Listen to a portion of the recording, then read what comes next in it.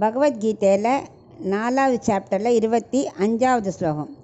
தெய்வமேவாபரே யஜ்ஞம் யோகின பரியுபாசதே பிரம்மாக்னாவபரே யஜ்ஞம் யஜ்ஞேனைவோபஜுஹ்வதி. இப்போ இதுக்குள்ளே அர்த்தத்தை பார்க்கலாம். இந்த ஸ்லோகத்தில் 2 வகையான யஜ்யம் கர்மயோகிகளுக்கு இருக்குதுன்னு சொல்கிறார். கர்மயோகி 2 டைப்பாக இருக்கா.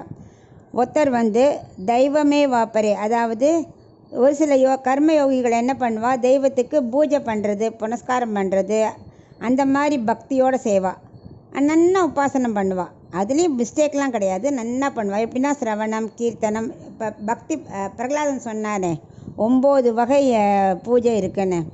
சிரவணம், கீர்த்தனம், ஸ்மரணம், பாத சேவனம், அர்ச்சனம், வந்தனம், தாஸ்யம், சக்கியம், ஆத்ம நிவேதனம். இந்த மாதிரி 9 வகையான பூஜைகள் பண்ணலாம் பெருமாளுக்கு. பஜனை பண்ணுறது, நல்லதை கேட்குறது, நம்ம ஸ்லோகம் சொல்கிறது, அதை மாதிரி ஒவ்வொன்றுக்கும் ஒவ்வொரு வகையான பூஜைகள் இருக்குது. இது ஒரு வகையான யோகிகள் செய்கிறது, கர்மயோகிகள் செய்கிறது. 2வது கர்மயோகம் என்னென்னா, பிரம்மங்கிற அக்னி இருக்கு இல்லையா, அக்னியில் யஜ்யம் பண்ணுறது. எப்படின்னா எல்லா திரவியங்களையும், பால், தயிர், அன்னம், அவிஸ் எல்லாத்தையும், கரண்டி எல்லாமே பிரம்மம் பிரம்மம். நான் போன ஸ்லோகத்தில் பார்த்தோமே, அந்த மாதிரி எல்லாமே பிரம்மஸ்வரூபமாக பார்த்து யாகம் பண்ணுறது. இந்த மாதிரி 2 வகையான கர்மயோகிகள் இருக்கா. அவள் 2 டைப் ஆஃப் யஜ்யம் பண்ணுவா.